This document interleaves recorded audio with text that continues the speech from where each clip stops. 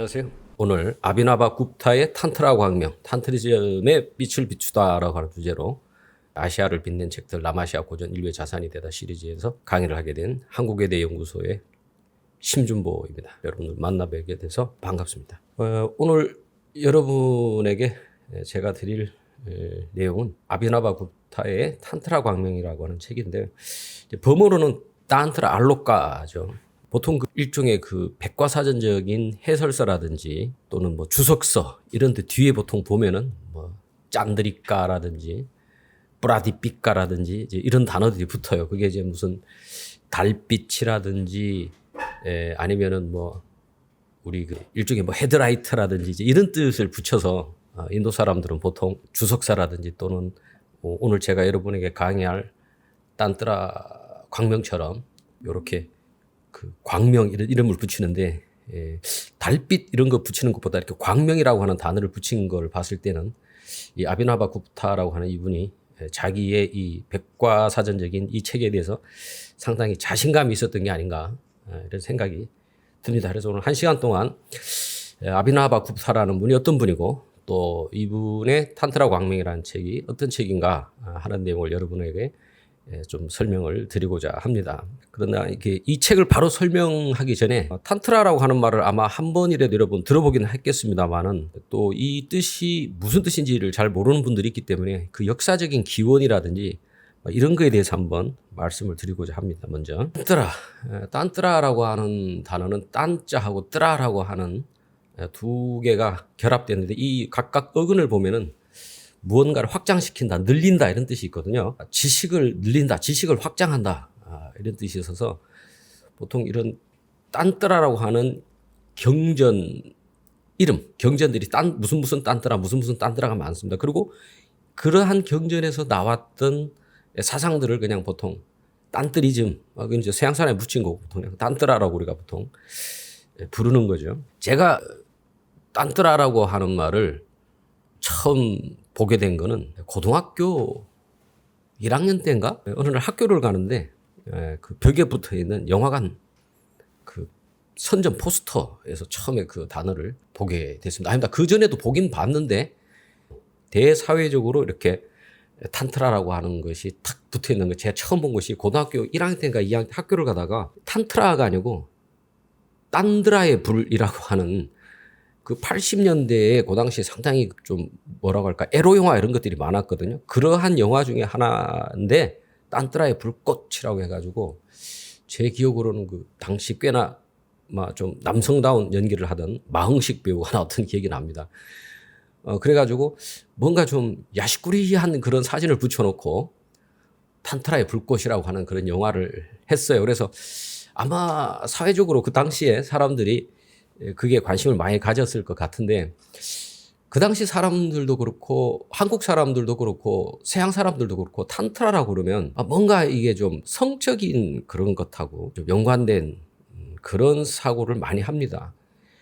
실제로 그 유튜브라든지 인터넷에서 탄트라를 검색을 해보면 뭐 거의 남녀 간의 방중술 개념으로 그런 사진들이 많이 나오고 있어서 일반인들은 탄트라 이러면은 뭔가 어떤 이런 성적인 기술하고 연관되는 게 아닌가 이렇게 생각을 하는데 꼭 그런 건 아니죠. 아마 이것은 19세기 말 20세기 초에 탄트라가 서양에 처음 그 전파가 될 때 아마 서양 사람들이 그 탄트라의 그 비밀 의례 중에서 성적인 의례에 좀 관심을 가지다 보니까 아마 탄트라를 좀 그런 쪽 방향으로만 생각한 게 아닌가 생각이 듭니다. 그래서 오늘 탄트라의 기원도 하고 탄트라의 역사를 여러분이 한번 들어보시면은 탄트라라고 하는 것이 한편으로는 상당히 그런 성적 의례도 있지만 또 한편으로는 인도 철학 사상의 아주 정수를 담고 있는 것이다라고 하는 것을 여러분이 이해할 수 있지 않을까 싶습니다. 인도의 철학이라든지 종교를 보는 관점이 뭐 사람마다 다르겠지만 저는 개인적으로 그렇게 봅니다. 인도의 철학이나 종교 사상은 크게 엘리트들의 사상하고 하나는 일반인들의 그러한 종교가 있었다 이렇게 보는 거죠. 그래서 특히 그 우리가 인도의 종교 엘리트라고 그러면 브라만 사제들의 종교, 그러니까 베다라든지 우파니샤드라든지 또는 베다와 우파니샤드에서 나왔던 정통 육파 철학들, 뭐 이런 것들이 말하자면은 그 당시 인도 사회를, 지금도 인도 사회를 지배하고 있는 브라만 계급들의 종교입니다. 한편으로 또 이제 슈라마나들 있죠. 여기는 뭐 지금 제가 사문이라고 썼는데 중국식으로 발음한 거죠. 슈라마나들은 또 이 사람들도 자기들 나름대로 이제 종교를 가지고 일상적인 경제 생활을 하지 않으면서 종교 수행만 했던 분들입니다. 지금 제가 사진을 하나 이렇게 몇 장, 3장 갖다 놨는데 제일 밑에 게 있는 게 이게 지금 저기 자이나 제일 밑에가 브라만 학생들이죠. 지금 아마 이게 저도 정확한 장소가 어딘지를 모르겠는데 여러 학생들이 모여서 이런 식으로 예전에 브라만 학생들이 공부를 한 거예요. 그 다음에 이제 위에는 사문들입니다. 우측에 있는 거는 불교 사문들이고 왼쪽에 있는 것은 그 자이나의 배급파 사문들이죠. 그래서 인도의 이런 종교 엘리트들은 자기들의 어떤 철학이라든지 사상을 가지고서 종교를 했는데 일반인들의 종교는 뭐냐? 이것은 비단 인도뿐만 아니라 아마 전 세계적으로 마찬가지였을 것 같아요. 그러니까 종교의 전문적인 사제들은 엘리트들이었겠지만 일반인들은 그런 복잡한 어떤 종교 사상 이런 게 필요하지 않죠. 그냥 길흉화복을 미리 체크해서 자기가 좀 행복하게 살 수 있는 것, 건강하게 살 수 있는 것, 뭐 자식을 놓는다든지 비가 안 오게 되면은 비가 오게 한다든지 이런 쪽으로 종교가 발전하게 되는 거예요. 그러다 보니까 어떤 형이상학적인 것보다는 뭔가 주술적인 것, 샤머니즘적인 것, 이런 쪽으로 종교가 발전하게 되는 거죠.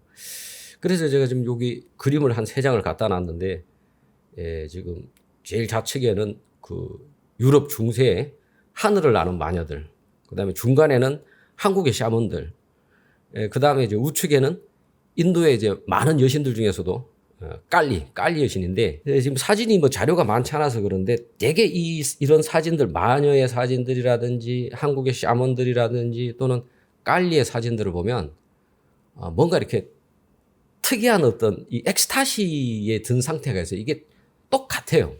서양의 마녀들도 그렇고 한국의 샤먼들도 그렇고 그다음에 이런 깔리 여신으로 대변되는 이런 것들 같은 거고, 이게 결국에는 종교인들도 그렇습니다만은 일반적인 종교에도 마찬가지. 이게 기본적으로 신에게 기도를 해가지고 내가 신에게 제물을 드리고 신에게 기도를 해가지고 거기다 뭔가 복을 받는 그런 거잖아요. 이게 이 구조 자체가 받는 건데, 그러려면은 신을 만나야 됩니다. 신을 만나야 되는데 신을 만나려고 우리가 맨정신으로 만날 수가 없어요.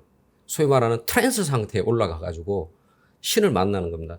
이것은 사실은 이런 일반 종교에서 가지고 뭐 마녀라든지 샤먼이라든지 이런 것뿐만 아니라 그 브라만 정통 사제들도 신을 만나기 위해서는 그 베다에 의뢰를 하면서 어떤 엑스타시 상태에 들어가는 거예요. 그러니까 베다 같은 경우도 사실은 굉장히 샤머니즘적인 요소가 강한 겁니다. 그러나 이 베다의 사제들은 나중에 점차적으로 종교 엘리트들로 변해갔고 일반인들은 거기서부터 빠져나와 가지고 이런 엑스타시 상태에 드는 어떤 그런 샤먼의 그런 상태로 들어가는 거죠. 제 개인적인 경험을 봤을 때 이런 엑스타시의 상태에 든다라고 하는 거는 호흡하고 굉장히 관련이 있습니다. 호흡이 이렇게 멈춰지면은 의식이 싹 사라지면서 여기도 지금 그 깔리 사진을 보시면 아시겠습니다만은 눈이 이렇게 쭉 올라가고 혓바닥이 길게 쭉 빠지죠. 요게 이제 전형적으로 숨이 막히는 상태에서 오는 현상입니다. 그러면서 일상적인 의식이 쓱 사라지면서 트랜스 의식 상태에 들어가는 거죠.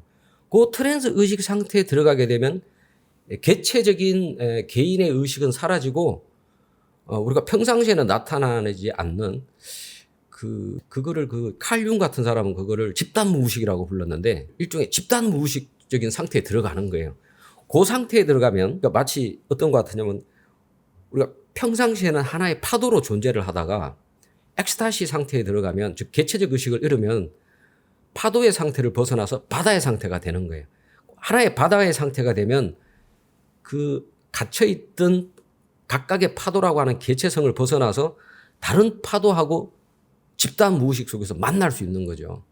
그러면 그때 그 집단 무의식 속에 존재하는 수많은 존재들과 만나게 되는 거예요. 그때 이제 그 소위 말하는 신들을 만나게 되는 거죠. 그래서 샤먼들이 보통 이렇게 엑스타시 상태에 빠져 들어갈 때, 그러니까 엑스타시의 이제 기술은 많이 있습니다. 그 엘리아드가 썼던 샤머니즘을 보면은 그 샤먼들이 엑스타시 상태에 들어가는 기술들에 대해서 굉장히 많은 이야기를 해놨죠. 보통 우리나라 같은 경우는 일정한 장단에 북을 쳐가지고 뇌에다가 일정한 진동을 계속 주면은 트랜스 상태에 빠져서 그러한 개체를 벗어난 집단 무의식적인 상태에 들어간다. 또 남미의 그 인디안들이라든지 이런 샤먼들은 보면은 또 환각제를 이용해 가지고 그러한 상태에 들어가는 경우도 있죠.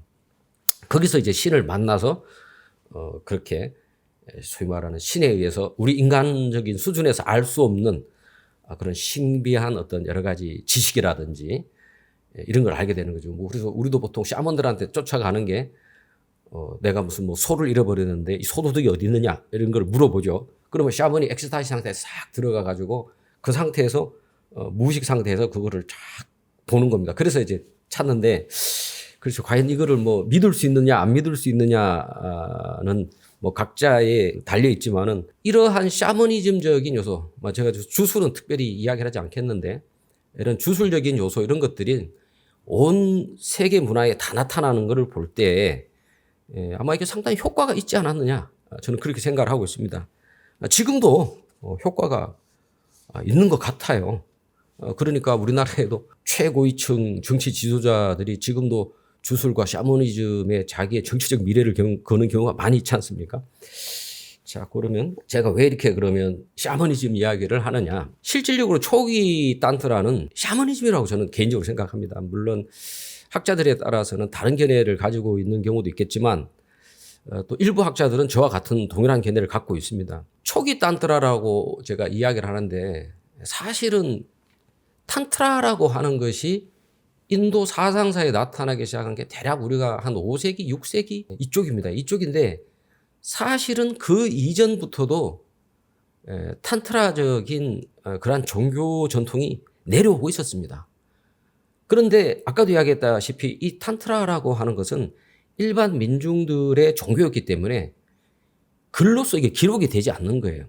그런데 한 5세기, 6세기쯤 가면서 아까 말씀드렸던 그 종교 엘리트들, 시라마나라든지 브라만들이 이 탄트라에 관심을 가지게 된 거예요. 이 사람들이 왜 관심을 가지게 됐냐면 예전에는 베다 의례를 통해 가지고 문제점을 해결했어요. 비가 안 온다. 그럼 베다 의례를 통해서 기우제를 지내면 비가 내렸어. 전쟁을 치게 됐어요. 우리나라가 이길 건가? 저쪽 나라가 이길 건가? 이거를 이제 말하자면은 신탁을 받는 거죠. 신탁을 받으면 우리나라가 이긴다. 뭐 우리나라가 진다. 어떤 이런 구체적인 답이 내려졌었는데 베다가 초기의 베다의 제례는 말 그대로 그 당시에 베다의 제관들도 엑스타이시 상태에 들어가서 그런 신적인 존재와 실질적으로 교류를 했던 거예요.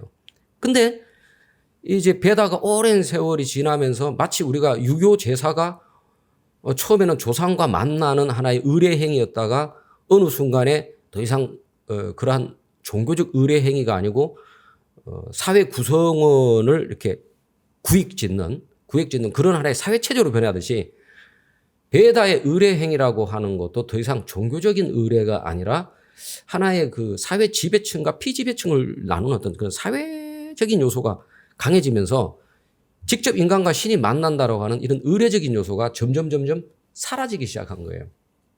한마디로 효과가 없어진 거죠. 그런데 브라만들이 이렇게 보니까 일반 백성들이 자기들끼리 모여서 의례를 하는데 그 의례를 참가를 해보니까 실질적으로 신이 나타나더라는 거예요.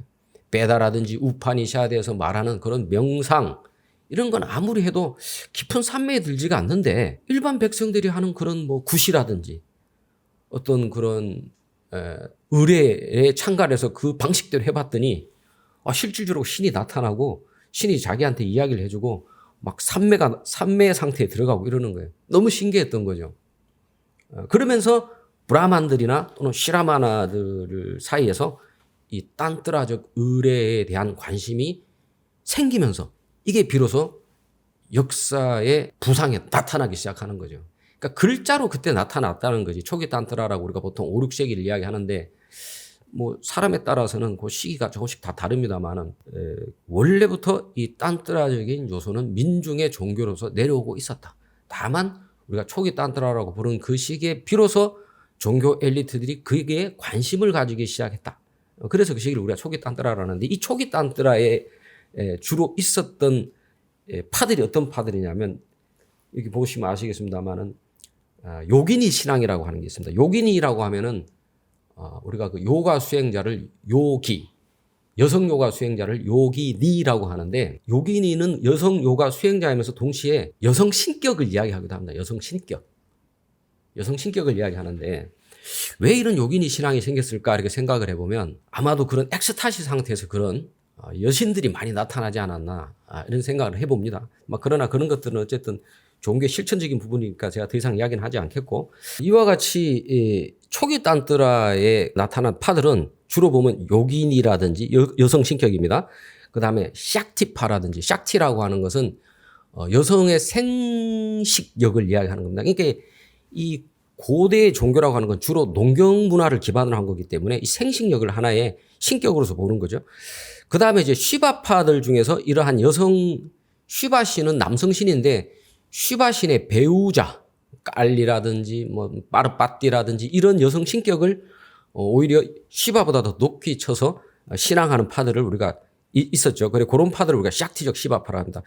비슈누파 중에서도 샥타 바이시나바라고 하는 게 있습니다.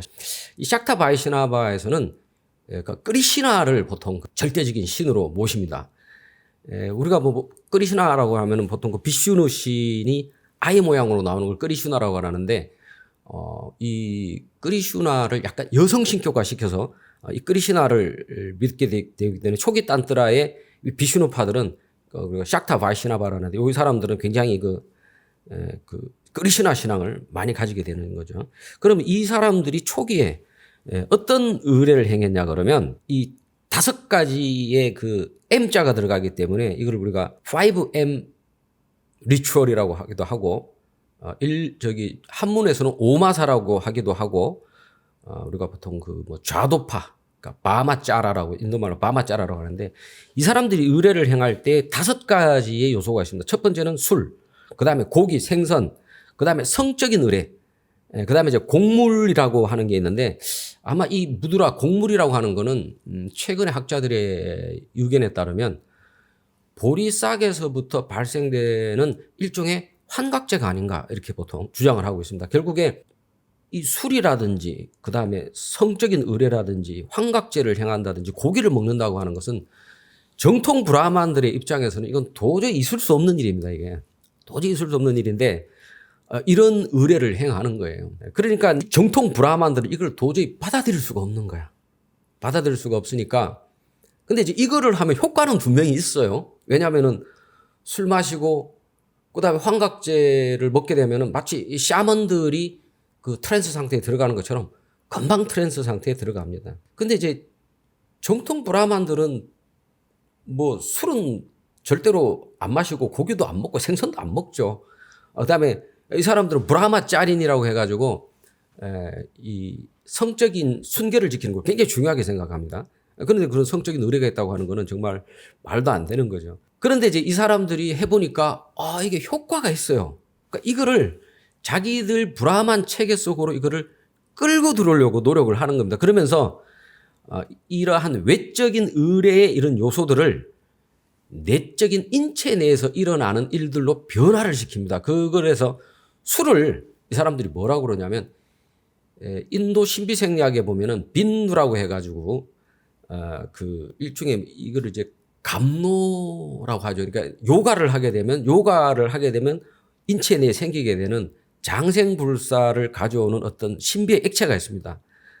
물론 이거 인도 신비생리학에만 있는 이야기죠. 그 빈두라고 하는 걸로 바꿔버렸습니다. 그래서 그 좌도에서 술을 직접 마시는 대신에 이 사람들은 명상이라든지 요가적인 수행을 통해서 인체 내에 빈두를 생성시키는 거를 술을 먹는다. 그 다음에 이제 고기를 먹는 것은 깨짜리 무드라고 해서 인도의 역시 요가 수행 중에 혓바닥을 이렇게 뒤로 이렇게 돌리는 게 있습니다. 이게 이제 어떤 거냐면 요가를 하다 보면은 에너지적인 흐름이 일어나면서 이 혓바닥이 뒤로 이렇게 쫙 꼬이면서 눈이 쫙 찢겨지는 현상이 있습니다. 아까 우리 여기 깔리 봤죠, 그죠? 깔리. 요거와 같은 현상이 생길 때가 있습니다. 그래서 혓바닥이 앞으로 쭉 나오기도 하고 때에 따라는 혓바닥이 뒤로 꼬이기도 하는 거. 이런 현상을 케차리 무드라라고 하는데 이 상태가 되면 이제 트랜스 상태에 들어가는 거예요. 그래서 고기를 먹는다고 하는 거를 바로 이 혓바닥을 먹는다. 즉 깨짜리 무드라를 한다라고 바꿔서 이야기하는 거예요. 그 다음에 이제 생선이라고 하는 게 있는데 고기를 먹는다고 하는 걸 어떻게 이 사람들이 이야기하냐면 우리 몸에 인도 사람들은 이렇게 기가 흐르는 길이 있다고 보는 거예요. 그걸 나디라고 그래요. 나디.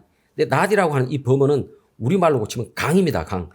강 속에 마치 물고기가 다니듯이 이 나디라고 하는 기가 통하는 기도에는 뿌라나라고 하는 기운이 흘러요. 그래서 생선을 먹는다고 하는 것은 우리 몸속에 뿌라나가 잘 흐르게 한다. 중국말로 하면 기라고 할 수 있겠죠. 그 기를 흐르게 해야 된다. 그 다음에 성적 합일은 역시 요가 수행을 하다 보면 어느 순간에 그 꾼달리라고 하는 특수한 트랜스 상태에 들어가는 현상이 일어나요.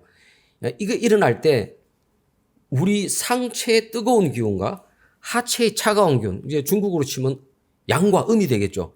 이 두 가지 기운이 배꼽 부위에서 딱 결합이 되면서 이 쿤달리니 현상이 일어나거든요. 그래서 이것을 마치 음과 양의 결합, 즉 여성과 남성의 결합으로서 이야기해서 이거를 꾼달리니라고 이야기하면서 요가 수행을 통해서 명상 수행을 통해서 꾼달리니를 각성시켜라. 그걸 이제 성적 합일로 대치를 시켜버리는 거예요. 그 다음에 이제 이 무드라라고 하는 게 아까도 말씀드렸지 환각제인데 이거를 이제 무드라라고 해서 역시 요가를 행하다 보면은 저절로 몸속에 에너지가 움직이면서 이렇게 몸이 저절로 이렇게 움직여지는 현상이 있습니다. 마치 우리가 태극권 같은 그런 현상이 일어납니다. 태극권 같은 현상이 일어나면서 온몸이 저절로 쫙 틀어지면서 온몸의 기운이 쫙 풀어지면서 이 트랜스 상태에 들어가거든요. 그러니까 깊은 명상 상태에 들어가거든요. 환각제를 먹고 일어나는 트랜스 상태의 그러한 거를 이러한 에너지, 우리 몸의 수행에 통해서 일어났던 그러한 에너지의 흐름으로서 일어나는 몸의 움직임, 이걸로 변형을 시킵니다. 그걸 변형을 시키면서 이러한 좌도의 브라만들이 도저히 받아들일 수 없던 의례를 브라만 의례 체계 속으로, 수행 체계 속으로 끌고 들어오는 거죠. 자, 그래서 이제 요거는 제가 탄트라 광명 29장 중에서 이러한 초기 탄트라 의례를 행했던 그러한 의례 방식에 대해서 써놓은 내용입니다. 한번 여러분이 읽어보시죠. 요거를 뭐 글로 읽어보시기보다는 제가 그 감마라고 하는 PPT 제작 프로그램이 AI 프로그램이 있어서 거기다가 저 문장을 넣어주고 그 문장대로 한번 네가 그림을 만들어 봐라 했더니 이 두 장의 그림을 만들어 줬어요. 이게 마치 옛날에 그 서양의 중세 시대에 마녀들이 마녀 집회할 때 하는 그런 모습하고 비슷하죠, 그죠? 탄트라가 사실 그런 겁니다.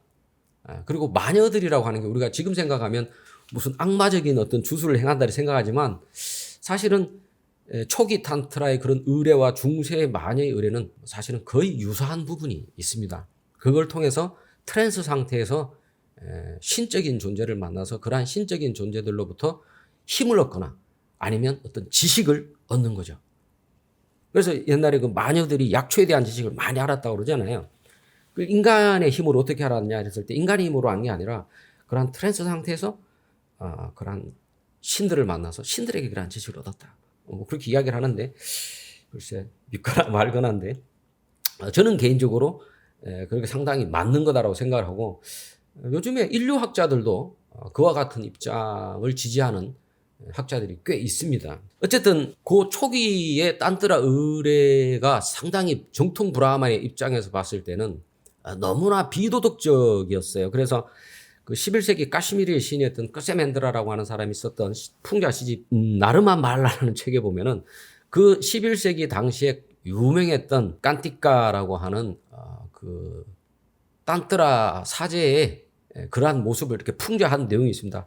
뭐 이것도 여러분 한번 보시는데 역시 이것도 제가 한번 AI한테 요 글자를 가지고 한번 요 상징의 그림을 만들어 봐라 했더니 요렇게 그림을 만들어 줬어요. 그렇기 때문에 어떻게 보면은 11세기 초기 이게 딴뜨라가 있었던 시기에 일반 인도인들이 보는 딴뜨라 수행자들에 대한 그런 관점은 상당히 좀 부도덕한 인간들이다. 뭔가 상종 못할 사람들이다. 좀 그런 이미지가 있었던 것 같아요. 인도 사람들 속에서도. 원래 그러니까 이제 이러한 그 사람들이 원래 그런데 이런 금기되는 의례를 행하고 할 때 이런 그런 것들이 그야말로 무슨 뭐 금기를 파괴하는 게 어떤 비도덕적인 거를 추구해서 그런 건 아니었고, 원래 이 사람들이 이런 막 그 일반인들이 봤을 때는 기괴한 건 화장터에서 잠을 잔다든지, 무슨 뭐 해골을 태운 재를 얼굴에 바른다든지, 벌거벗고 수행을 한다든지, 이런 것들은 시바파 뿌라나가 있어요. 시바파 뿌라나에 어떤 내용이 있냐면은 브라만 신이 자기 자신의 딸에게 연정을 품어서 자기 자신의 딸을 범하려고 할 때 시바 신이 그 브라흐마 신의 목을 탁 칩니다. 그랬는데 그 목이 시바 신의 손에 딱 붙어요. 그래서 그 브라흐만의 목을 떼기 위해서 12년간 시바가 고행 수행하는 장면이 나오거든요. 시바 뿌라나에. 그것을 따라서 시바파 수행자들이 이렇게 고행을 하는 거죠. 그런 것들이 이제 딴뜨라하고 연결되면서 그런 건데, 그래서 어쨌든 이 시바파 수행자들은 그런 의례들을 행하면서, 아까 이야기했던 초기에 그런 의례들을 행하면서 지금 마하브라타라고 해가지고 5가지의 서원을 보통 지켰어요. 그게 이제 해골 바가지를 들고 다니면서 그거를 베고 잔다든지, 거기다가 밥을 얻어가지고 먹는다든지, 그 다음에 묘지라든지 화장터 같은 데서 주로 잠을 잔다든지, 아까 말씀드렸던 5가지 그런 의례를 한다든지, 그 다음에 시체 태우고 남은 옷이라든지 시체제로 몸을 바른다든지, 이런 사회적 근기를 깨트리는 수행이라든지 음식을 먹었는데, 이런 것들이 단순하게 어떤 반도덕적인 거라기보다는 선과 악이라고 하는 것을 초월한 어떤 해탈의 세계로 가기 위한 그런 것이었다는 것이죠. 요거는 이제 아까 뭐 그대로 앞에 거하고 연결되는 겁니다. 이렇게 그 당시에 딴뜨라 의례에 참가했던 브라만들이 이런 식으로 이제 타락을 했다는 거예요. 이런 식으로 절대로 고기라든지 술을 먹으면 안 되는데 술을 마시고 그런 식으로 수행을 했다. 그래서 10세기 남인도의 그 자이나 성녀 소마데바는 이렇게 이야기를 했어요. 당시에 그 딴뜨라 수행자들에 대해서 저렇게 해가지고 해탈이 된다면, 즉 해탈이 무모한 방종의 결과라면 난폭한 도적놈이나 도살꾼이 저런 딴뜨라의 수행자들보다 먼저 해탈을 얻을 것이라고 비판을 할 정도로 그 당시에 이렇게 딴뜨라 수행자들에 대한 그런 별로 이렇게 인식이 좋지 않았어요. 그런데 어쨌든 딴뜨라 의례를 행하면 브라만 의례를 행하는 것보다 훨씬 효과가 있고, 명상을 행하는 것보다 바로 트랜스 상태에 들어가는 거예요. 그래서 이러한 딴뜨라 의례를 어떻게 브라만 세계로 진입을 시킬 건가 하면서 이 딴뜨라를 아까도 말씀드렸다시피 좌도에서부터 우도로 바꿔나가려고 하는 시도가 생기는 거예요. 그러한 시도를 했던 파들을 꿀라라고 합니다. 꿀라파라고 합니다. 그래서 꿀라라는 게 하나의 다인한 종파가 아니라 여러 종파들이 있습니다. 시바파들도 있고, 무슨 여신을 모시는 샥티파들도 있고, 그 다음에 시바신과 비슈누 파들도 있고, 여러 파들이 있는데, 그러한 꿀라파들이 이러한 초기 딴뜨라의 그러한 것들을 기존 인도 사상을 이용을 해서 철학화시키고, 아까도 막 이야기했다시피 그 술을 마신다고 하는 건 우리 인체 내에 빈도를 돌린다, 뭐 이런 식으로 철학화시키고 외부적인 의례를 인체 내에서 일어나는 어떤 그 수행적인 차원으로 변화를 시키면서 책을 쓰기 시작합니다. 자기들 경전을 만들어내기 시작하는 거죠. 그러면서 그 가장 대표적인 것이 동부, 서부, 남부, 북부의 꿀라의 신앙들이 있었어요. 동부의 꿀라 신앙을 보통 우리가 뜨리까 신앙이라고 하고요. 그래서 여기는 빠라, 아빠라라고 하는 3명의 여신이 삼위일체로 된 여신을 신앙하는 신앙입니다. 뜨리까 신앙. 아비나바 굽타가 딴뜨라 광명에서 이러한 딴뜨리까의 수많은 사상들과 의례들을 종합시킬 때 가장 기본으로 했던 신앙이 뜨리까 신앙입니다. 그러니까 이 동북꿀라의 전통에 속했다고 봐야죠. 그 다음에 이제 서부 전통에는 꾸부지카라고 해서, 꾸부지카라는 단어가 이게 이 난장이라는 뜻입니다. 난장이.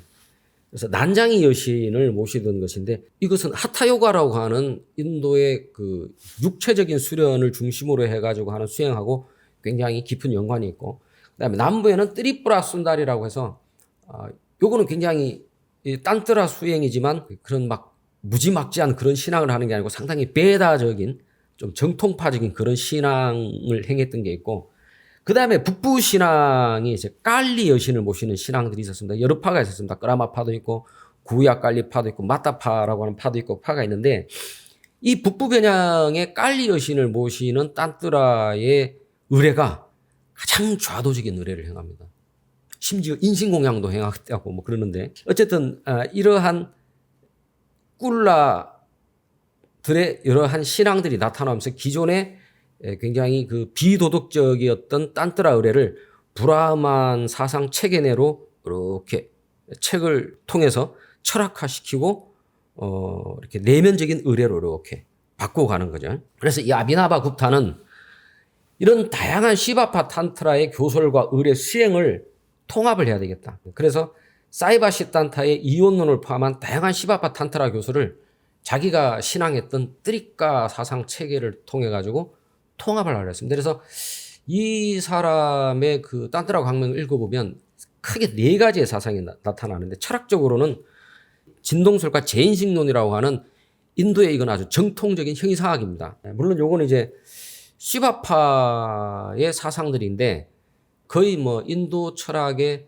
베단타 사상과 불이론 베단타 사상과 유사한 그런 사상을 주장하고 있습니다. 그 다음에 신앙적으로는 뜨리까 신앙과 깔리 신앙을 결합을 해가지고 뜨리까 신앙을 중심으로 해서 특히 딴뜨라 시바파의 모든 교설 의례를 통합해서 체계화시킨 것이 그게 바로 딴뜨라의 광명이죠. 딴뜨라 광자의 명자가 빠졌네요. 딴뜨라 광명은 그러니까 기존의 인도 사상과 즉 마라문 사상과 사문 사상, 즉 베단타라든지 샹키아와 같은 인도 철학, 그 다음에 불교 중에서도 특히 대승불교 중에서도 특히 유식 철학을 결합을 시키고, 그 다음에 딴뜨라의 철학을 결합을 시킵니다. 즉 바라문교와 시라마나의 종교라고 하는 건 이것이 인도의 고대 철학을 말한다고 하면 딴뜨라는 인도 중세 철학이거든요. 그러니까 고대 철학과 중세 철학을 통합하고 당대의 딴뜨라 의례를 체계화합니다. 그래서 사실은 이 딴뜨라 광명이 만들어지던 시기가 10세기거든요. 기존에 있었던 모든 인도 사상을 통합해서 자기가 딴뜨라의 시바파 딴뜨라의 체계를 완성을 시킬 때에 기존에 있었던 모든 인도 사상을 통합시켜 가지고 이렇게 자기 책을 만들게 됩니다. 그러니까 이 딴뜨라 광명을 읽어보려고 그러면 기본적인 인도 철학 사상에 대해서도 어느 정도 알고 있어야 되고, 불교의 철학 사상에 대해서도 좀 알고 있어야 되고, 그 다음에 딴뜨라의 여러 가지 사상도 알고 있어야만이 이 딴뜨라의 광명을 읽을 수 있기 때문에 상당히 어려운 책은 아닙니다. 뭐 버머를 읽어보면 뭐 그렇게 자이라타가 쓴 주석은 좀 어렵지만 아비나가부타가 쓴 딴뜨라 광명의 버머 자체는 그렇게 어렵진 않아요. 그러나 우리가 뭐 버머가 문법만 잘해서 이해되는 게 아니라 그 사상의 철학을 이해할 때문에 버머가 이해가 되는 거기 때문에 사실은 그러니까 그런 부분에 있어서는 굉장히 이해하기가 쉽지 않은 책이라고 할 수 있죠. 어쨌든 제 개인적인 생각이기도 하고 또 뭐 제 생각에 동조하는 학자들도 많은데, 아마 인도 사상사에서 가장 후대에 나타났기 때문에 그 이전의 모든 사상을 통합한 최고봉의 자리를 차지하고 있는 것이 딴뜨라의 광명입니다. 왜냐하면 그 이후로는 인도 철학의 내재적인 발전이 없었어요. 제가 철학적으로 봐도 사실은 뭐 딴뜨라 광명의 사상 이후로 더 이상 인간이 어떻게 사상적으로 새로운 사상을 만들 수 있겠는가 하는 생각도 들기도 하고, 인도로서는 이슬람이라든지 서구가 지난 1000년 동안에 걸쳐서 계속 인도를 침공했기 때문에 그 자체적으로 이렇게 철학적으로 발전할 수 있는 기회가 좀 없었어요. 그러니까 그 후에 이제 이슬람이나 서구 사상과 결합했던 뭐 시크라든지 수피 같은 이런 종교 운동은 일어나더라도 어떤 인도 철학적인 부분의 발전은 아마 딴뜨라 광명에서 최고의 경지에 이르지 않았던가 이렇게 생각하기 때문에 우리가 인도 철학을 연구하는 사람들, 인도 종교를 연구하는 사람들은 이러한 딴뜨라 광명에 대한 관심을 좀 가질 필요가 저는 있다고 생각합니다. 요게 이제 카시미르에 남아있는 사본인데 요거 이제 중세 사라다 스크립트죠. 우리가 보통 데바나가리 이 스크립트를 써가지고 보는데 약간 요거 이제 18세기, 9세기, 10세기, 11세기 카시미르 지역에서는 데바나가리를 알파벳을 쓴 것이 아니고 이 샤라다라고 하는 이 글자체를 많이 씁니다. 자, 그러면은 10세기 카시미르 시바파의 대사상가 아비나바 굽타의 작품으로서 64종 시바파의 불이론적 아감, 아까도 말씀드렸죠. 꿀라들이 기존의 그 초기 딴뜨라의 그러한 반 힌두적인 그러한 내용들을 힌두 체계로 브라만 체계로 가기 위해서 여러 가지 책들을 썼다고 그랬죠. 그러면서 그걸 철학화시켰다 그랬죠. 그런 것들이 이제 64종이 있었다. 물론 꼭 정해진 게 이제 64종이 아니라 상징적인 거죠. 그런 많은 시바파의 그런 경전들, 그 다음에 또 다른 딴뜨라 학파들의 경전들, 이런 것들을 뭐 샥티파라든지 뭐 이런 경전들을 다 이용해 가지고 총 37장으로 만들었습니다. 요게 이제 2024년도에 그 디코프스키 선생님이 이 불이론 시바파의 아주 유명한 연구자죠. 이분이 딴뜨라 알로카를 이제 번역을 했는데 그다음 물론 이제 그 이제 주석서까지 같이 번역을 하고 자기 나름대로 이제 주석도 달고 하셨는데 그게 지금 500페이지짜리로 12권이거든요. 그러니까 뭐 한 6,000페이지 가량 되는 책으로 24년도에 드디어 영역을 했어요. 완벽하게. 그러니까 이게 양이 엄청난 양입니다. 한마디로 힌두 불이론 딴뜨라의 백과사전이다. 그래서 힌두 철학 또 딴뜨라 철학의 모든 개념들에 대해서 아주 상세한 설명을 하고 있습니다. 이게 너무 이렇게 방대하다 보니까 아비나바 굽타 스스로가 요거를 요약을 해서 딴뜨라 사하라라고 하는 조그마한 책으로 만들기도 했습니다. 전반부는 불이론 시바교를 이루고 있는 주로 이제 철학입니다. 딴뜨라 광명의 철학은 불이론입니다. 불이론. 아드바이타.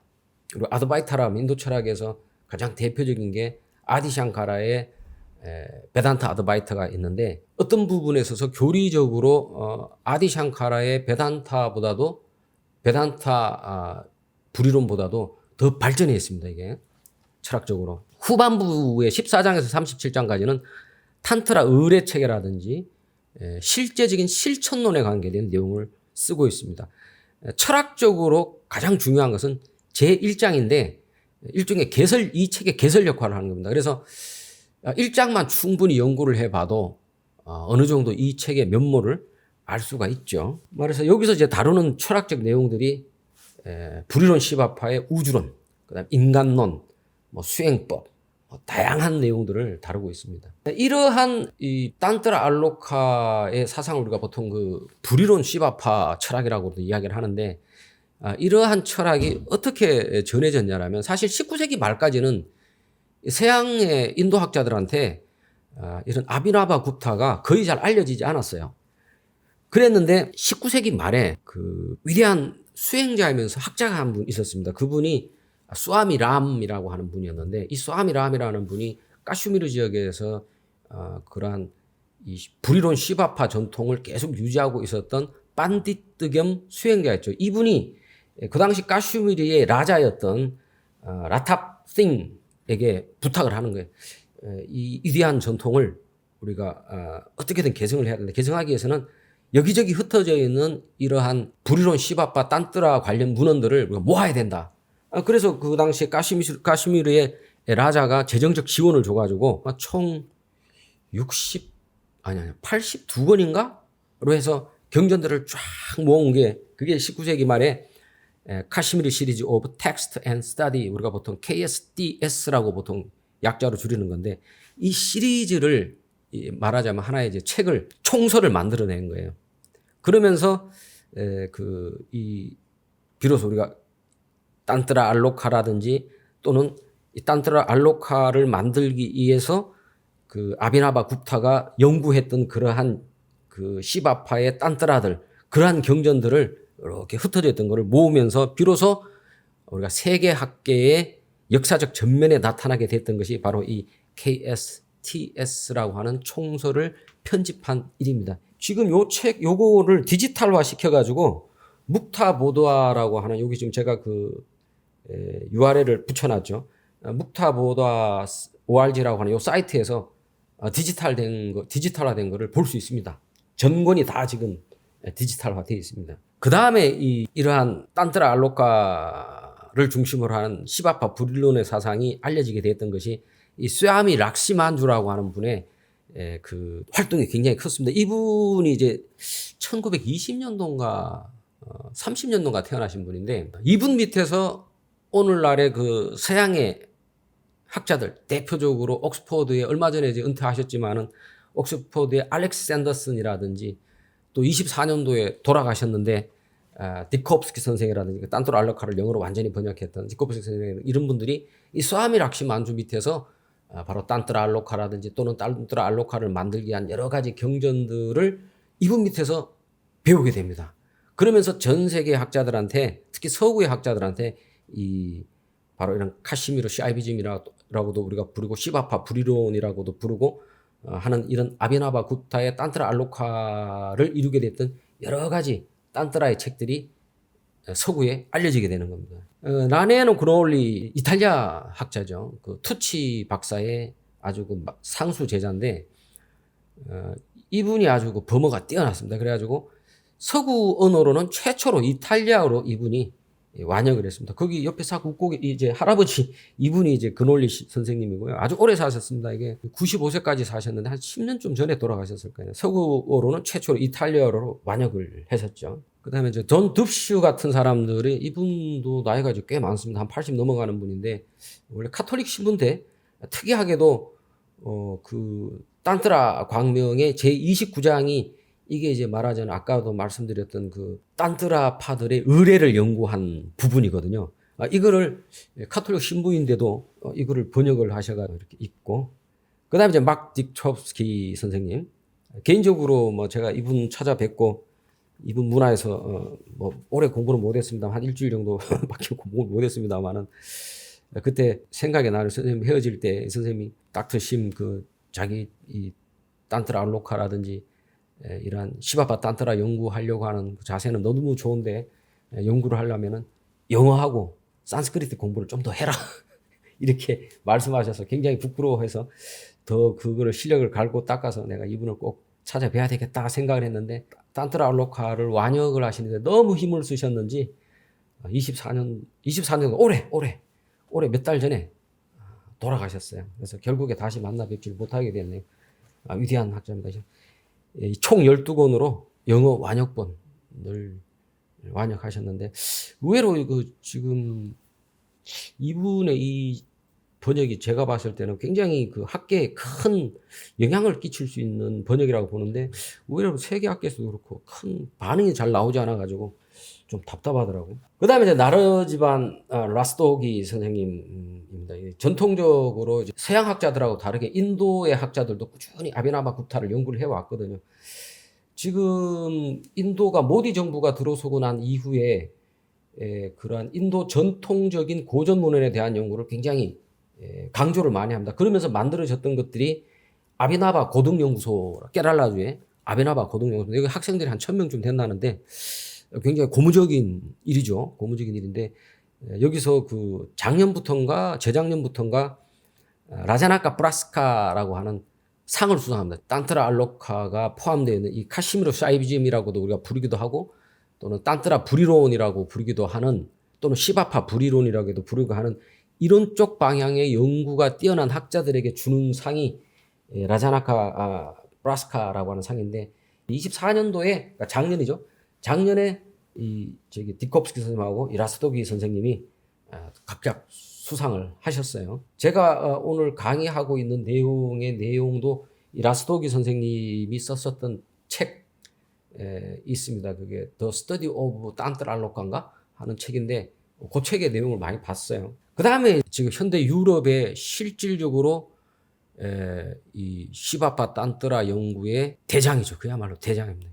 알렉시 샌더슨, 옥스퍼드 알렉시 샌더슨, 몇 년 전에 옥스퍼드에서 이제 은퇴하셨는데 뭐 범어 실력은 말할 것도 없고, 어떻게 보면은 서양인이지만 실질적으로 인도 반디트라고 할 수 있을 정도로 그렇습니다. 이분 밑에서 이제 수많은 학자들이 공부를 해가지고 지금 뭐 유럽에서는 사실은 거의 이 알렉시 샌더슨 선생님 문화의 학자들, 또는 아까 말씀드린 락시만주 선생님 그 문화에서 했던 학자들이 거의 그 딴뜨라 이 힌두 딴뜨라 연구를 하면서 지금 유럽학계는 거의 인도 철학 분야는 힌두 딴뜨라 연구가 거의 한 6, 7할이 아닌가 지금 제가 봤을 때 그런 것 같습니다.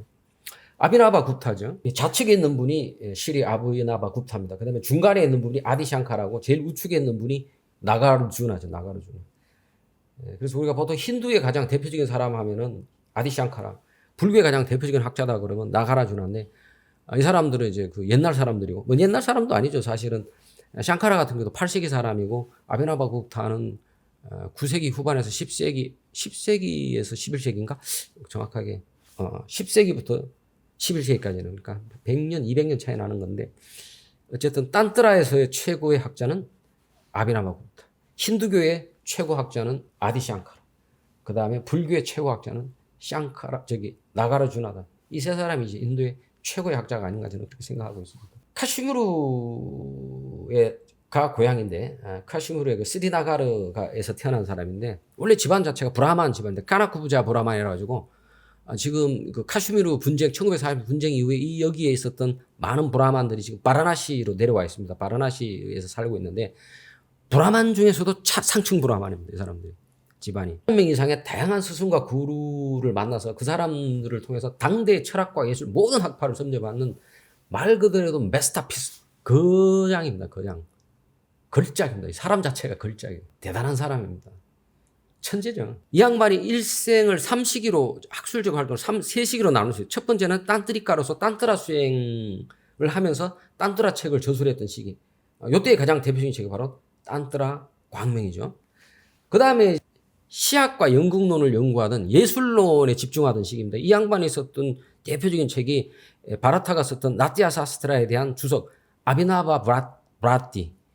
이게 사실은 20세기 초만 해도 아비나바 굽타라고 그러면 딴뜨라의 광명 이 책보다는 이 아비나바 부하라티 이걸로 더 유명했습니다. 왜냐하면 인도 예술론의 가장 대표적인 책이 나띠아 사스트라고 그거에 대한 가장 정평이 있는 주석이 아비나바 부하라티였거든요.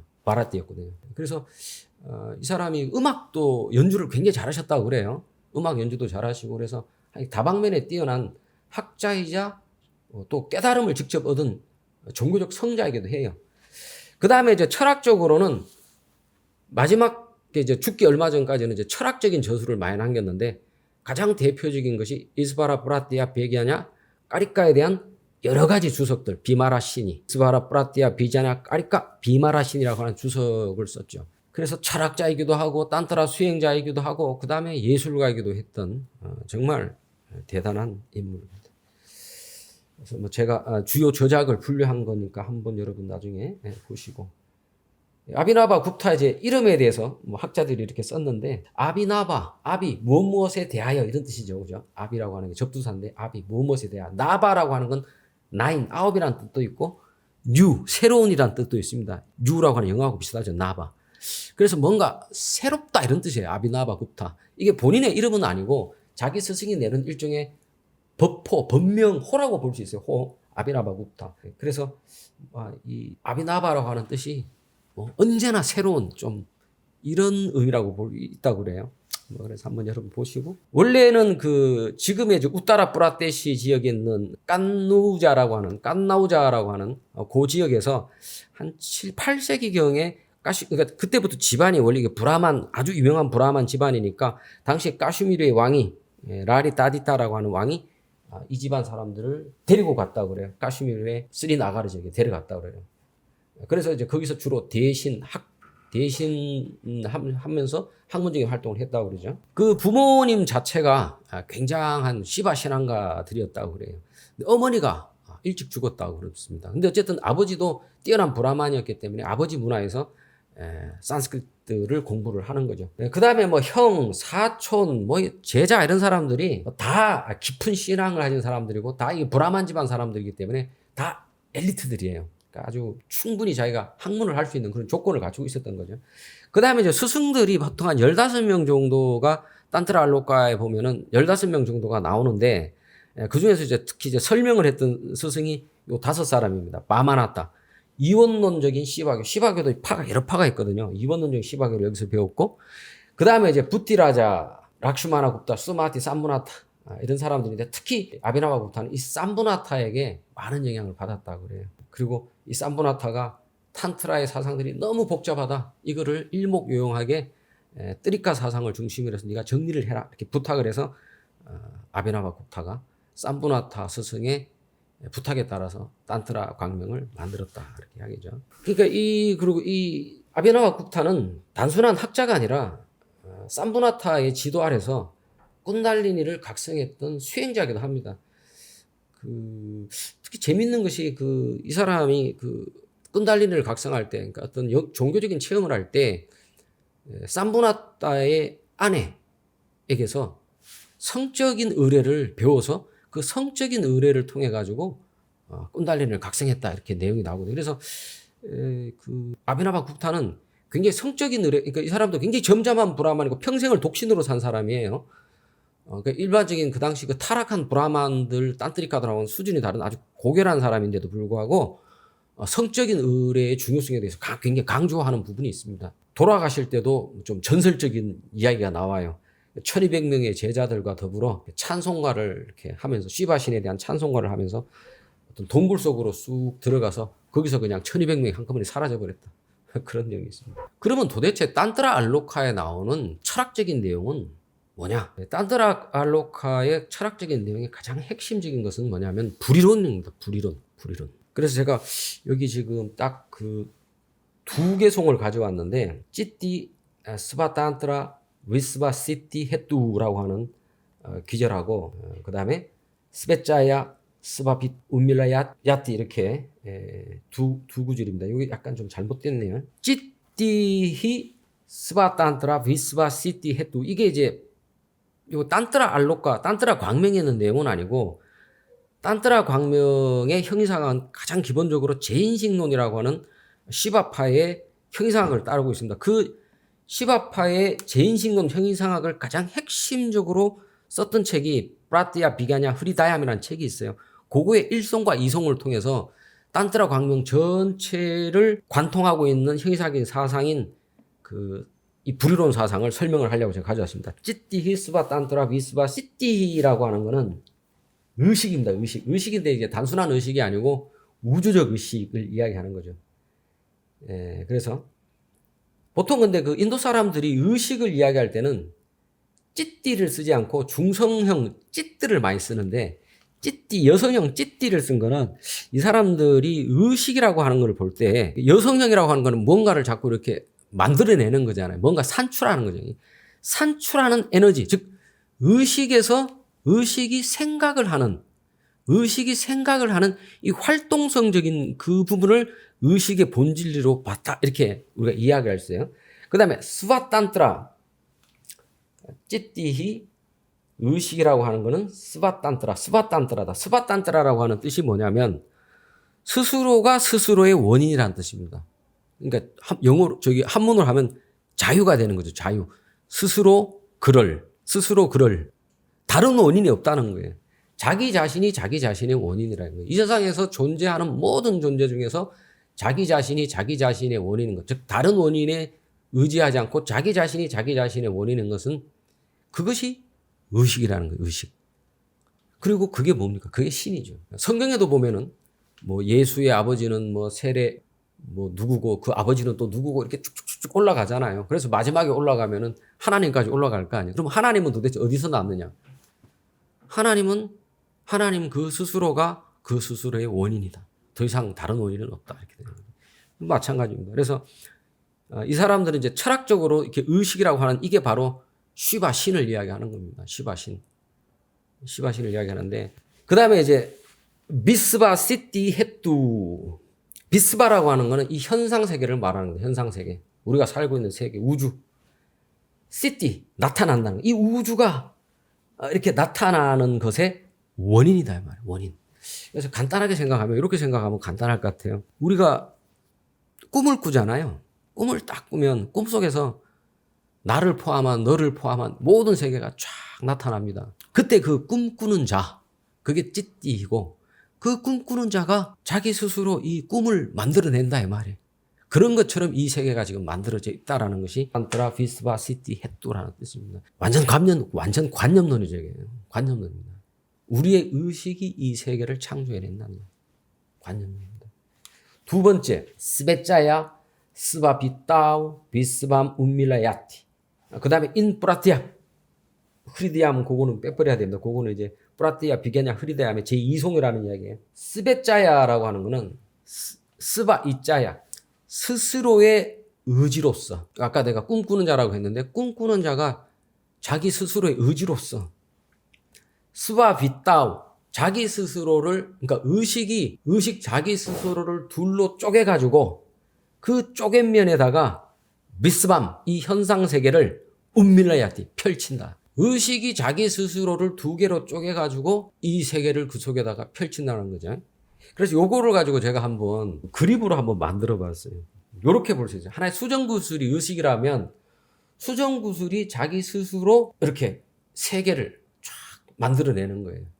그런데 이제 사람들은 원래 본질은 뭐냐 그러면 이 수정구슬, 영원히 변치 않은 이 수정구슬이 자기 자신인데 그리고 이 수정구슬이 이 우주를 다 창조하는 것인데 사람들은 이 수정구슬 속에 있는 저 중간에 있는 사람 그거를 나라고 생각하는 거예요. 그렇기 때문에 고통이 온다는 거예요. 근데 만약에 저런 수정구슬 속에 있는 세계를 만드는 신이 바로 나다라고 생각을 해요. 그게 진짜 참나, 그게 진화라는 거예요.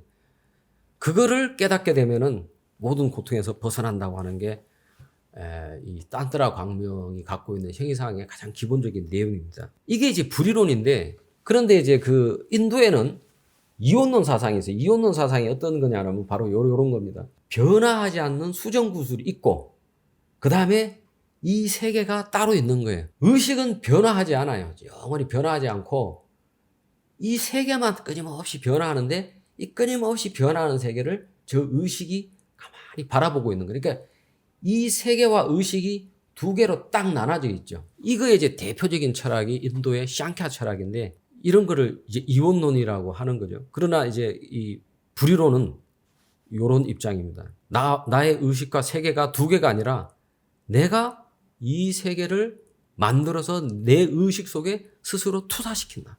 라고 하는 그런 입장에 있는 것이 철학이죠. 샹카라 불이론과 시바파 불이론의 차이를 썼는데 이렇게 이제 물어볼 수 있겠죠. 아니 선생님 그러면 샹카라도 불이론이고 시바파도 불이론이면 똑같은 내용 아닙니까?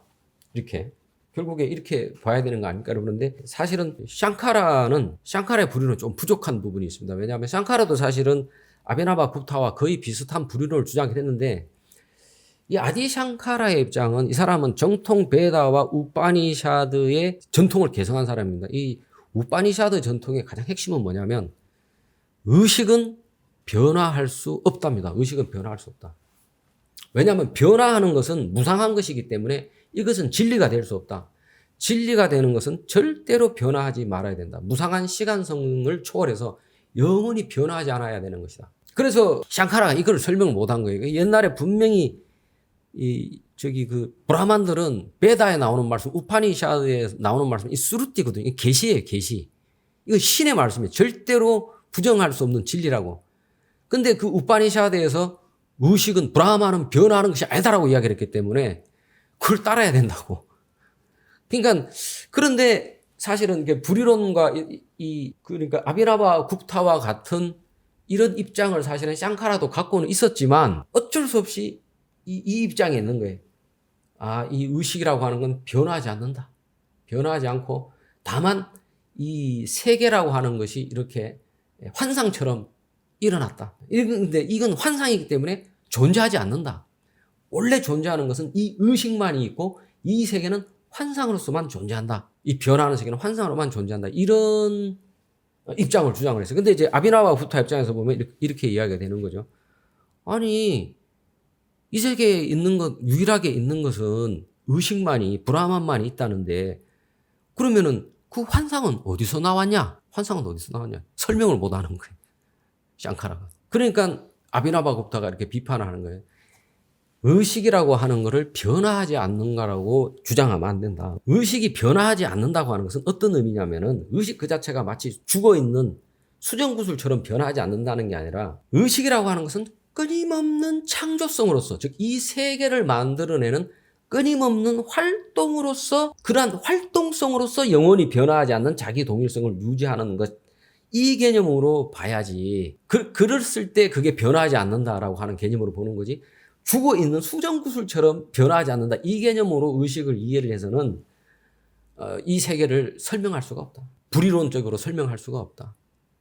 즉 이 세계라고 하는 것은 의식이 마치 바다가 끊임없이 움직이면서 여러 파도를 만들어서 이 세계를 만들지만 이 바다 전체를 봤을 때는 바다가 전혀 변화하지 않고 늘 바다 자체로서 있듯이 그렇게 봐야 된다. 그렇게 이제 주장을 하면서 샹카라 불이론을 비판을 하죠. 그 다음에 이제 시바파의 불이론의 이제 핵심 사상들은 뭐 36원리설이나 삼말라설이나 칠주관설, 뭐 네 가지 우빠야, 수행론, 뭐 쿤달리니 이론 같은 뭐 이런 것들이 있죠.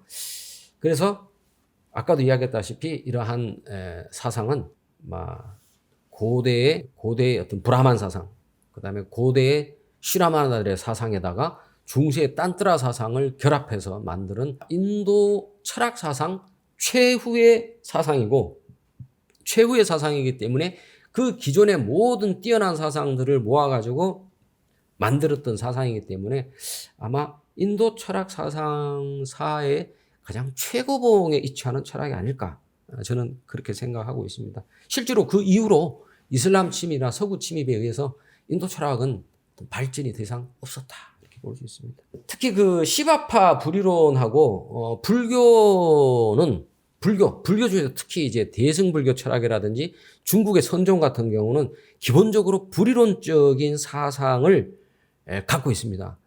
그래서 시바파 불이론과 불교라고 하는 것이 굉장히 그 중국의 선종하고 비슷한 부분이 있기 때문에 선종을 연구하시는 분들도 이 시바파 불이론의 불이론 철학을 연구를 하게 되면은 선종의 어떤 형이상학 불이론 사상을 연구하는데 굉장히 도움이 되지 않을까, 그렇게 보고 있습니다.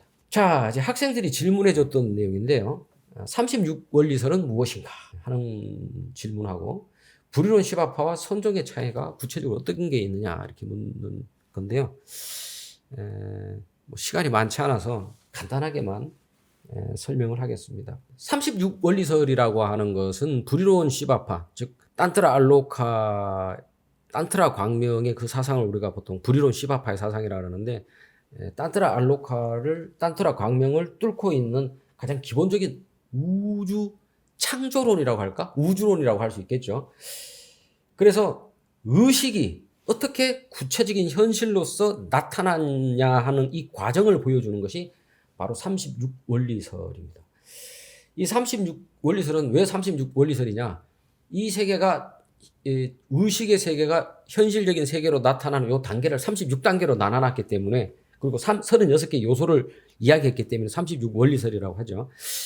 이 36개의 원리를 크게 두 개로 나눕니다. 첫 번째는 순수전개 원리가 있고, 하나는 불순전개 원리가 있습니다. 순수전개 원리라고 하는 것을 왜 순수전개 원리라고 하냐면, 이 순수전개 원리 단계의 이 단계들도 분명히 순수한 의식에서 어떤 현상세계로 발전해 나가는 거지만, 순수전개 원리 때까지는 의식이 단일한 의식성, 의식의 단일성을 유지를 해요. 근데 불순전개 원리 이후부터는 의식이 아까 우리가 처음에 그 개송을 할 때 스베 이자야 스바 빗다우 비스밤 밀라야티 해가지고 스스로가 스스로를 쪼개서 거기다가 우주를, 현상세계를 투사한다라고 하는 그 내용을 봤죠. 그러니까 불순전개의 원리에는 이때는 이미 하나의 단일한 의식이 두 개로 쪼개져 버렸어요. 두 개로 쪼개져서 거기서 현상세계가 발생되는 단계고, 순수전개 원리는 그게 두 가지로 조금 나눠지려고 말려고 하는 그 단계, 그까지를 순수전개 원리라고 하는데, 그 순수전개 원리에는 5가지가 있습니다. 첫째는 시바와 샥티. 시바와 샥티는 동전의 양면입니다. 시바는 즉 의식의 영원성을 이야기할 때는 시바라고 이야기합니다. 시바. 근데 이 의식이 아까도 이야기했다시피 샹카라의 의식과는 다르게 이것은 끊임없이 변화하는 것으로서 자기 동일성, 자기 영원성을 가진 존재라고 그랬죠.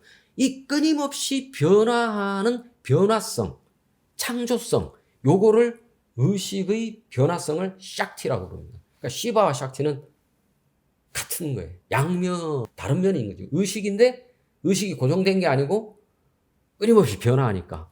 그래서 어떨 때는 시바로도 부르고 어떨 때는 샥티로 부르는데 요게 처음 두 개로 딱 쪼개지면서 의식이 두 개로 처음 쪼개지려고 막 하는 단계가 사다시바의 단계입니다. 이 사다시바의 단계는 어떤 생각이 일어났냐면 의식이 의식 자신을 보면서 이게 나는 나다 이런 생각.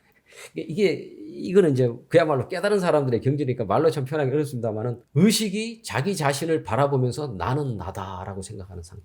그 다음에 이슈와라의 단계는 의식이 자기 자신을 보면서 이 바라보여지고 있는 이것이 바로 나구나 이렇게 생각하는 거예요.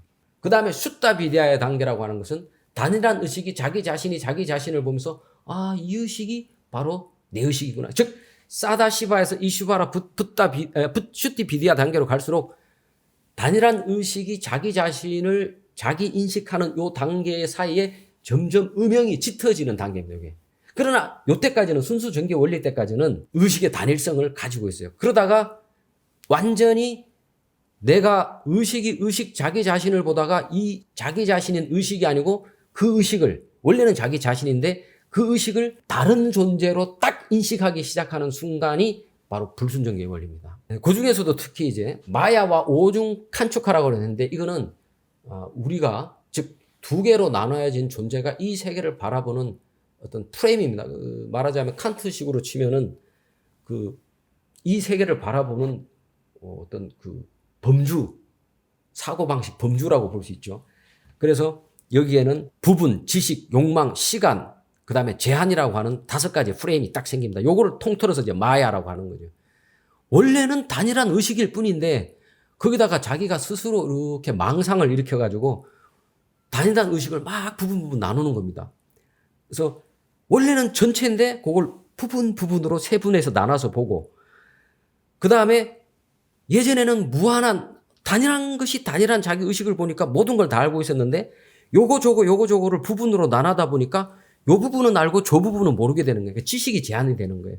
그 다음에 예전에는 단일한 하나의 의식이었기 때문에 욕망이라는 게 없어요. 그런데 부분을 나눴기 때문에 그리고 내가 요 한 부분에 딱 제한이 되기 때문에 다른 부분을 내 것으로 하려고 하는 욕망이 생기게 돼요. 그 다음에 과거, 현재, 미래라고 하는 것도 원래 없는 거예요. 근데 부분을 나누고 나니까 과거, 현재, 미래라고 하는 것이 생기게 되는 거예요. 그러면서 이제 공간적 시간이 생기면서 공간적인 제한도 생기게 되는 겁니다.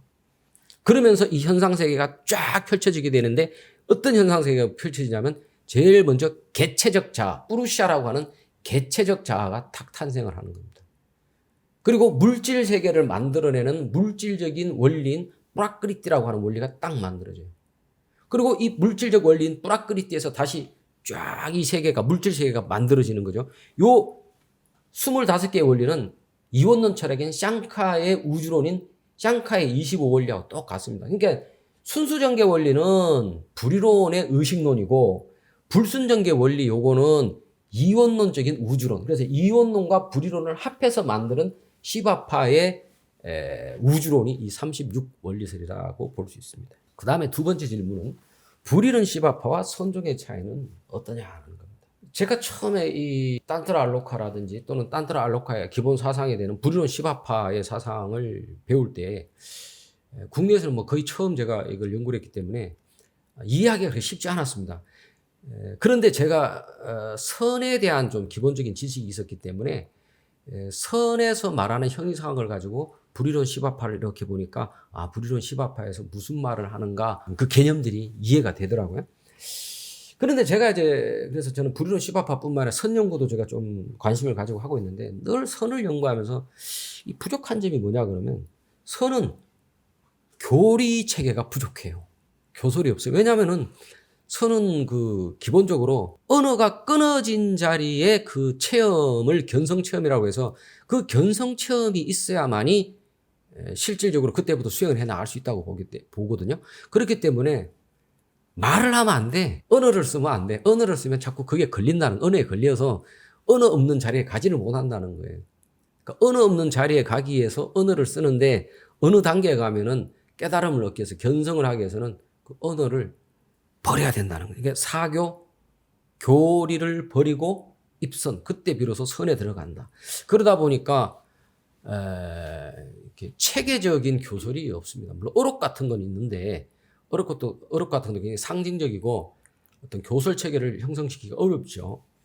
그 다음에 이제 수행론이 없습니다. 수행론이. 선종 중에서 특히 남정선, 오늘날 한국 불교 조계종을 이루고 있는 선종의 대표적인 것이 바로 남정선인데, 특히 그 이제 육조 해능대사 이후 임재종 이 전통이 우리나라 조계종의 가장 정통이죠. 여기는 그냥 도노입니다. 갑자기 탁 깨닫는 거지 뭐 수행을 해서 깨닫는다 이런 게 없는 거예요. 수행을 한다고 그러면 이미 수행을 하고 있는 나와 수행을 통해서 언젠가 도달하려고 하는 부처라고 하는 자리, 이 두 자리가 이미 두 개로 나눠진다는 거예요. 이거는 불이론의 입장에서 맞지 않다는 거예요. 그건 이원론이라는 거예요. 이원론. 지금 수행하는 나와 언젠가 수행을 통해서 이루려고 하는 부처, 중생과 부처, 이것이 중생이 곧 부처라고 하는 것을 깨달아야지 중생과 부처를 두 개로 나눠놓고 중생이 수행을 해가지고 부처가 된다 이런 일은 있을 수 없다는 거예요. 그냥 어느 순간 내가 중생인 줄 알았는데 중생으로 있는 이 자체가 바로 부처구나 하고 탁 깨달아 버려야 되는. 불이론 시바파도 사실 똑같은 이야기를 하는 거예요. 내가 그냥 죽고 살고 하는 개체인 줄 알았는데 그게 아니라 나는 그저 꿈속에서 있는 존재고 이 꿈을 꾸는 자, 이게 진짜 원래 나였구나. 이게 바로 내가 시바였구나. 이거를 딱 깨닫는 순간 해탈을 얻는데 그 깨달음을 얻을 때에도 여기도 역시 마찬가지입니다. 언어를 초월해서 그 깨달음을 모든 분별에서 벗어났을 때 그 깨달음을 얻는다 하거든요. 그런 면에 있어서는 불이론 시바파도 똑같이 도노론을 주장합니다. 그러나 불이론 시바파에서는 선종과 다르게 교리를 강조합니다. 교리를 강조합니다. 아무리 네가 깨달았다, 견성을 했다 손 치더라도 교학에 대한 이해가 없으면 그 깨달음의 체험은 우리가 막 다른 생각이 일어나고 하니까 그 다른 생각에 의해서 점점 어두워진다. 그런데 네가 만약에 어떤 불론 시바파의 교리를 연구해서 이 세상이 꿈과 같다, 네가 바로 시바다, 이런 지식을 갖고 있으면 그 지식에 의해서 네가 깨달았던 체험이 점점 강화가 된다. 그래서 그것이 강화가 돼서 완전히 네가 시바라는 사실을 100% 믿게 되는 상태가 된다. 그게 바로서 살아서 성불하는 단계다. 즉신성불이다. 그게 이렇게 이야기를 하거든요. 그래서 이 사람들은 그 교서를 굉장히 중요하게 생각해서, 만약에 스승이 있는데 어떤 스승은 지적지가 뛰어난 스승이 있고 어떤 스승은 깨달음을 얻은 스승이 있다 그러면, 만약 두 개를 다 갖췄다면 두 개를 다 갖춘 스승한테 가겠지만, 만약에 하나만을 갖췄다 그러면 차라리 깨달은 사람보다는 지적인 질을 갖춘 스승 밑에 가서 공부를 해라, 이렇게 이야기를 합니다. 왜? 깨달은 사람은 깨닫기는 깨달았지만 지적인 게 없기 때문에 너를 잘못된 길로 오도할 수 있지만, 지적인 질을 가진 사람은 비록 깨달음은 없지만은 지적인 질을 갖고 있기 때문에 너를 잘못된 길로 끌고 가지는 않는다. 그런 입장이었어요. 그 다음에 불이론 시바파도 역시 도노를 인정하긴 하지만, 이 사람들이 인정하는 게 모든 사람이 다 도노를 할 수 있는 건 아니라는 거예요. 저도 사실 선 공부를 해보면 선적인 걸 통해서 깨달음을 얻는 사람은 100명에 1명, 1000명에 1명 정도일 것 같아요. 근데 이게 수행론이 없기 때문에 어떻게 할 수가 없어서 뭐 진짜 끙끙대기만 하지 뭐 어떻게 방법이 없는 거예요, 선종은. 근데 불이론 시바파에서는 네가 분명히 네가 시바라는 사실을, 그거를 어떤 존재적 지로서, 즉 깨달음을 얻기는 얻어야 되겠지만 누구나 다 그 깨달음을 얻을 수 없기 때문에 자신의 수준에 맞게끔 수행을 해라. 그 수행을 하다 보면 네가 어느 순간 어떤 때가 됐을 때 비로소 깨달음을, 도노, 즉 존재적 질을 깨닫게 된다. 그래서 사람에 따라서 세 가지를 이야기해. 제일 그 세 번째, 아누바 우빠야라고 하는 세 번째 단계 있죠. 아누바 우빠야. 그거는 뭐냐면 이 세계가 아직 개별의 세계다. 내가 있고 너가 있고. 그러니까 이원론적인 입장에 있는 사람들은 이 수행을 해야 돼요. 그래서 내가 열심히 3000배를 해가지고 내가 깨달음을 얻는다. 그다음에 열심히 뭐 만트라를 해서 깨달음을 얻는다. 이런 사람들. 그다음에 샥타 우파야는 뭐냐면, 이 사람들은 이 세계가 꿈이구나라는 거를 최소한 머리로는 이해를 하고 있는 사람이에요. 머리로. 너와 내가 두 가지가 아니고, 중생이 열심히 수행을 해서 부처가 되는 게 아니고, 나는 원래 내가 부처인데 내가 중생이라고 착각을 하고 있구나 라고 하는 수준에 가 있는 사람들, 즉 불이론의 이치를 머리로서는 이해하고 있는 사람들이 하는 수행을 샥타우파야 수행이라고 해요. 그래서 이런 사람들이 하는 수행 같은 게 어떤 거냐면, 선종에서 하는 화두선 같은 거 있죠. 그런 것들이 요 샥타 우파야 수준에서 수행을 해, 이 사람들이. 그 다음에 삼바바 우파야라는 게 있어요. 삼바바라고 하는 거는 쉬바를 말하는 건데, 이 사람들은 수행이 필요 없어요. 네가 바로 시바야라고 스승이 딱 이야기하면 그 자리에서 그러네 하고 탁 그냥 그 자리에서 깨달아 버려요. 우리도 그 저 선종 어록 보면 뭐 스승하고 제자하고 만났는데 스승이 몇 마디 하자마자 그 자리에서 깨닫는 사람들이 있잖아요. 그런 사람들이 하는 수행이 삼바 우빠야입니다. 삼바 우빠야. 그 다음에 제일 밑에 안우빠야라고 하는 게 있죠. 요거는 원래 불이론 시바파에는 이 세 가지만 있었는데 아비나바 굽타가 딴뜨라 광명에다가 하나 더 붙여놓은 수행법이 있어요. 안우빠야. 이것은 그야말로 최고의 경지인 거예요. 그냥 스승도 없이 그냥 자기가 그냥 깨달아 버리는 거예요. 옛날에 우리가 그 육조 해능대사 보면은 스승도 없이 그냥 한마디 듣고 그냥 지나가던 스님이 금강경 읽는 귀지를 듣고 그냥 깨달아 버렸다 그러잖아요. 말하자면 그 수준에 있는 사람들은 안우빠야. 그러니까 사실 안우빠야하고 삼바부 우빠야는 거의 비슷한 건데 안우빠야가 더 근기가 높은 사람들인 거예요. 더 근기가 높은 사람들. 근데 일반인들은 말하자면 아나바 우빠야나 샥다 우빠야를 통해서 수행을 하라는 거예요. 그러다 보면 어느 순간에 삼바바 우빠야의 순간이 온다는 거예요. 그런 면에 있어서 선종과 불이로운 시바파에 있었을 때 불이로운 시바파가 오히려 좀 더 현대인들에게는 더 도움이 되지 않겠는가. 그래서 향후에 이러한 불이로운 시바파, 특히 딴뜨라의 광명에 나오는 여러 가지 수행론 체계들, 형이상학적 체계들을 하면은 한국 불교의 어떤 교학적인 연구, 특히 선종 같은 거 교학적 연구에도 상당한 도움이 될 수도 있고 수행자들에게도 상당한 도움이 될 수 있다. 그래서 지금 서양에는 이 지금 딴뜨라 광명을 중심으로 한 이 불이론 시바파의 수행자들이 오히려 꽤 많습니다. 우리나라는 많지 않은데 서양에서는 상당히 이 불이론 시바파를 수행을 하는 사람들이 많다고. 우리나라에서도 좀 그래서 불이론 시바파에 대한 연구가 좀 더 많아졌으면 하는 게 제 개인적인 생각입니다. 조금 이야기를 하다 보니까 이야기가 길어졌는데 제 수업은 오늘 여기서 마치도록 하겠습니다. 감사합니다.